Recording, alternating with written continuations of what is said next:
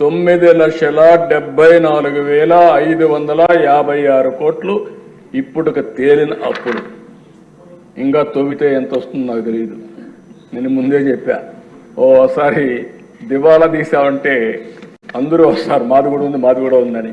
కానీ అది చెప్పడం లేదు కాబట్టి గుమ్మడంగా ఏం చేయాలో చేసే పరిస్థితికి వచ్చాం. ఇది కాదని ఎవరన్నా అంటే రండి, లెక్కలు చూపిస్తా. ఆ లెక్కలు చూసిన తర్వాత గుంజీలు తీస్తా. ఆశ అనుకోవద్దండి, ప్రజా జీవితాన్ని దుర్వినియోగం చేయొద్దండి. పిల్ల చేస్తూ వద్దు. లెక్కలు లెక్కలే. ఈ లెక్కల్ని ఎవ్వరు ఏమీ చేయలేరు. గవర్నమెంట్ దగ్గర మీరు అకౌంట్ దాచిపెట్టారు. ఈరోజు మేము ఏది కూడా దాపరికం లేదు. అందుకే అన్ని జీవోల్ని ఆన్లైన్లో పెట్టి, అది కూడా కేబినెట్ నిర్ణయం చేసి అన్ని జీవోల్ని మేమిచ్చిన జీవోలే